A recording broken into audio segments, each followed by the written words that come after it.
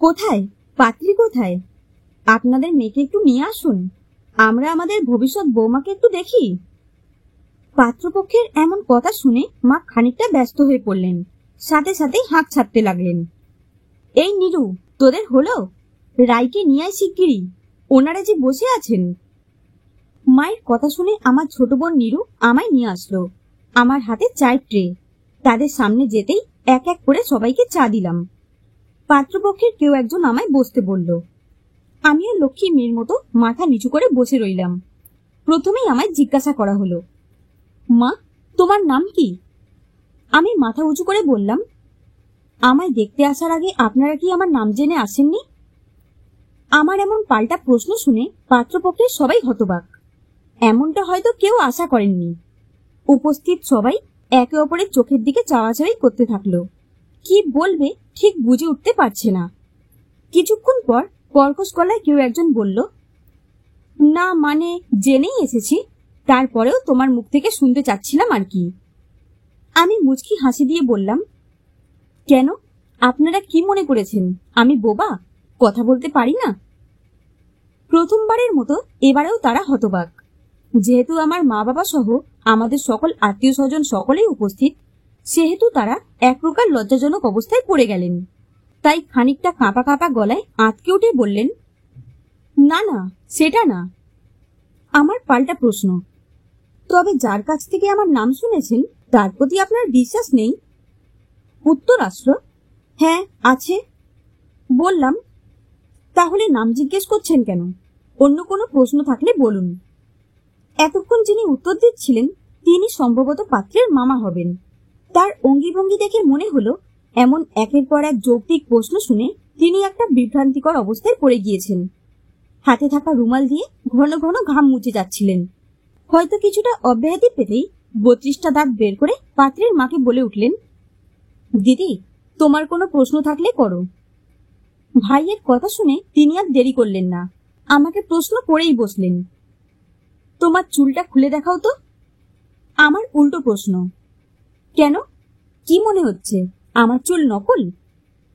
এমন খোঁচা মারা উল্টো প্রশ্ন শোনার পর যে কোনো মানুষই আর ঠিক থাকতে পারে না।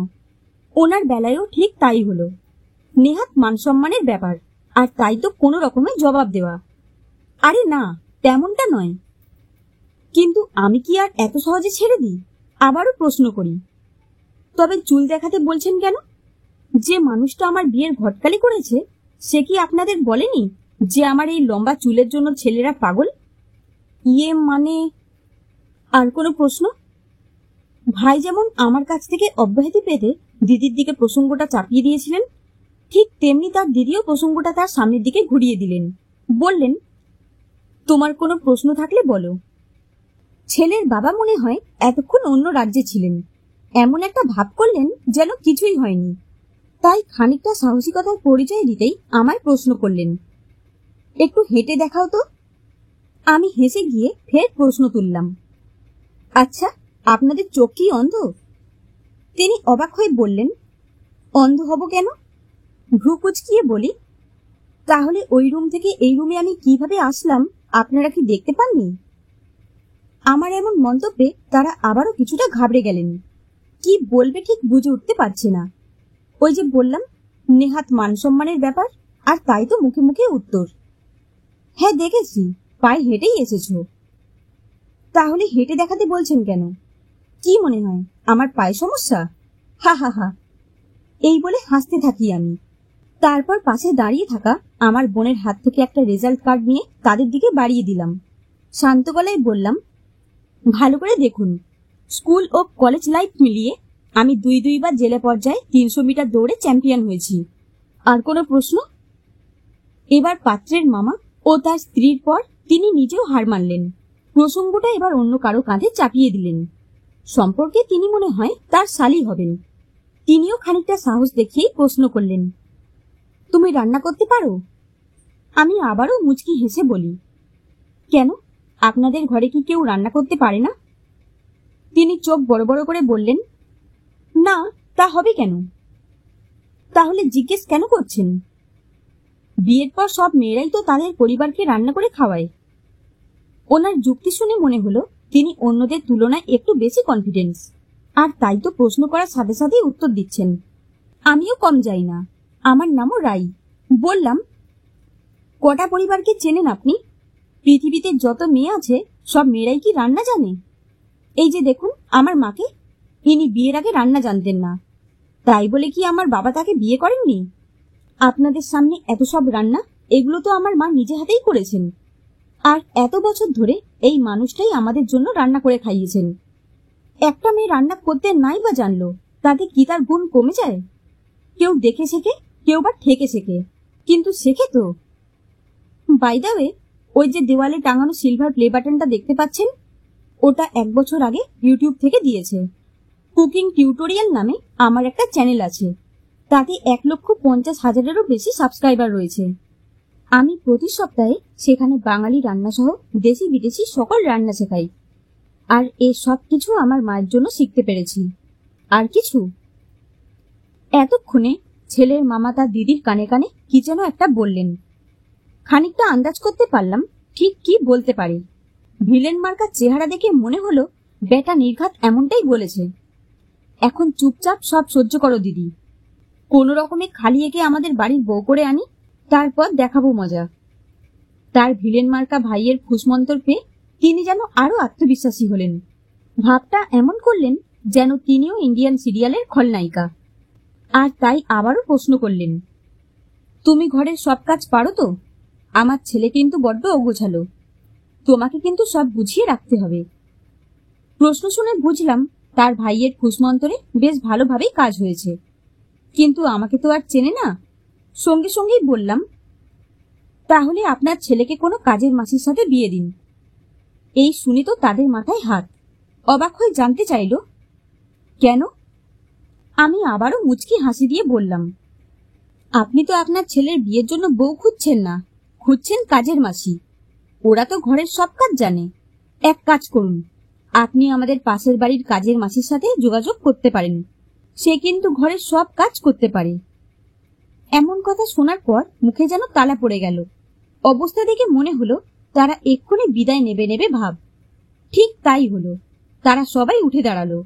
আমার বাবাকে উদ্দেশ্য করে বলা হলো, এভাবে ডেকে এনে অপমান না করলে পারতেন। আমার বাবা সহ আমাদের সকল আত্মীয় স্বজন সেখানে শুধুই নীরব দর্শক, কারণ আমি আগে থেকেই তাদের শিক্ষা দেওয়ার জন্য প্রিপ্ল্যান করে রেখেছি। তাই তাৎক্ষণিক আমি বললাম, বেয়াদবি মাফ করবেন। আমি জানি আমি আপনাদের মুখের উপর কথা বলেছি, কিন্তু এটা দরকার ছিল। এমন না যে আপনারা কোনো ভুল করেননি। আপনাদের মতো যারা মেয়ে দেখতে আসে তারা পাত্রীকে যাচাই বাছাই করার জন্য কত কি বলে। হেঁটে দেখাও, চুল দেখাও, গান পারো কিনা, রান্না পারো কিনা, ঘর গোছাতে পারো কিনা, এমন কত সব প্রশ্ন। আচ্ছা, আমরা মেয়েরা কি বাজারের পণ্য যে তাকে এত যাচাই বাছাই করতে হবে? একটা মানুষ কি সব দিক দিয়ে পরিপূর্ণ থাকে? কেউ দেখতে সুন্দরী, কিন্তু সে রান্না জানে না বা ঘর গোছাতে জানে না। আবার কেউ দেখতে অতটা সুন্দর না, কিন্তু সে রান্না থেকে শুরু করে ঘরের সব কাজ জানে। কিন্তু আপনারা এমন মেয়ে চান যে দেখতে সুন্দরী হবে, আবার ঘরের কাজও জানতে হবে। কেন ভাই, আপনি একটাতে সন্তুষ্ট থাকুন না।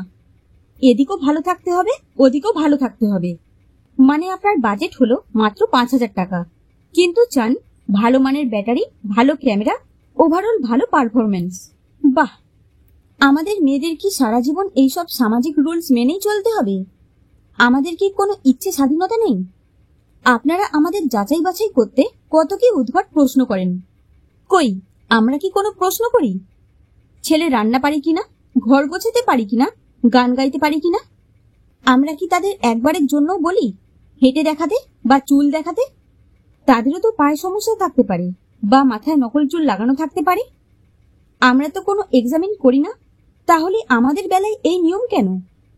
আমাদের মেয়েদের কাছ থেকে যদি কোনো কিছু জানার থাকে, তবে যে বিয়ে করবে সে নিজে প্রশ্ন করবে, অথচ সে হাদারাম সেজে আপনাদের পাশে চুপচাপ বসে থাকে, যেন সে ভাজা মাছটা উল্টে খেতে জানে না। মানে বিয়ে করবেন উনি, ভাত কাপড়ের দায়িত্ব নেবেন উনি, কিন্তু মাতব্বরি করবেন আপনাদের মতো অভিভাবকরা। বাহ রে বাহ, সেলুট জানাতে ইচ্ছে করে আপনাদের এমন সব নিয়মকে। আপনারা আবার কি করেন? একটা মেয়ে পছন্দ না হলে অন্য কোনো মেয়েকে দেখতে চলে যান। তখন আপনাদের জন্য যে আপ্যায়ন বা খাবারের ব্যবস্থা করা হয়, তা অর্ধেক খান আর অর্ধেক ফেলে রেখে চলে যান। আপনারা কি জানেন একজন বাবার কতদিনের পরিশ্রমের টাকা দিয়ে আপনাদের জন্য এমন সব আয়োজন করেছেন? খোঁজ নিয়েছেন কখনো? খোঁজ নিয়ে দেখুন, প্রতিদিন তাদের পরিবারে ডাল ভাত খাওয়া হয়, অথচ আপনাদের একবেলার জন্য রাজকীয় খাবারের আয়োজন। কিন্তু আপনারা সেটার গুরুত্ব দেন না। মেয়ে পছন্দ হয়নি, মেয়েটা বেশি খাটো, মেয়েটা বেশি লম্বা, মেয়েটা একটু মোটা, মেয়েটা একটু বেশি কালো, মেয়েটার চেহারা তেমন না, এসব বলে চলে আসেন, অথচ খাবার খেয়ে ঠিকই পেট ভরান। তখন কোথায় থাকে আপনাদের মানসিকতা? আপনারা যখন কোনো কারণ না দেখিয়ে চলে যান, তখন কি জানেন ওই মেয়েটার এবং ওই মেয়েটার ফ্যামিলির কতটা কষ্ট হয়? খোঁজ নিয়েছেন কখনো? মেয়ে দেখতে যাওয়া, ব্যাস বন্ধ করুন এসব। আর না, কোনো ছেলে যদি কোনো মেয়েকে বিয়ে করতে চায়, তবে সে নিজে দেখে খোঁজ খবর নিয়ে তারপর মেয়ের বাবাকে বলুক। মেয়ের বাবা ছেলে পছন্দ হলে দু পরিবার এক হয়ে একটা সিদ্ধান্ত নিক। এত সব যাচাই বাছাই, এত সব নিয়ম কেন? আবার কি করেন, বিয়ে ঠিক হলে আপনারা যৌতুক চেয়ে বসেন, দাবি করেন ছেলেকে ঘর সাজিয়ে দিতে হবে, ছেলের একটা বাইক কিনে দিতে হবে, এত ভরি সোনা দিতে হবে, আবার নগদ টাকাও দিতে হবে। কেন রে ভাই, আপনারা ছেলের বিয়ে দিতে এসেছেন নাকি ভিক্ষা চাইতে এসেছেন? What is this? এসব কি? মানসিকতাটা এবার পাল্টান। আপনি মানসিকতা পাল্টালে আপনাদের দেখা দেখি সবাই পাল্টাবে। আপনাদের কাছে হাত জোর করে অনুরোধ করছি, মেয়ে দেখতে গেলে অন্তত আমাদেরকে বাজারের পণ্যের মতো যাচাই বাছাই করবেন না। আমাদের সম্মান দিন, নিজে সম্মান নিন। এখন আপনারা আসতে পারেন। নমস্কার। আমার 10 মিনিটের লেকচার শুনে তাদের প্রত্যেকের মুখে একটা পরিবর্তন দেখতে পেলাম। হঠাৎ তাদের যেন কি হলো, বিশেষ করে পাত্রীর মা আমার কাছে আসলেন, আমার হাত ধরে বললেন, তুমি আমাদের চোখ খুলে দিয়েছো মা, আমরা আমাদের ভুল বুঝতে পেরেছি। সত্যি আমাদের এভাবে যাচাই বাছাই করা উচিত হয়নি, আমরা আর কখনো এমন করব না। পাত্রের মামারও বোধহয় ভুল ভাঙল, তিনিও তালে তালে বলে উঠলেন, সত্যি মা, আমরা ভুল করেছি। তুমি আমাদের বাড়ির বউ হও বা না হও, এতে আমাদের কোনো আপত্তি নেই, কিন্তু যে শিক্ষাটা পেলাম সেটাই অনেক। আসছি, আশীর্বাদ করি, অনেক বড় হও, সুখী হও।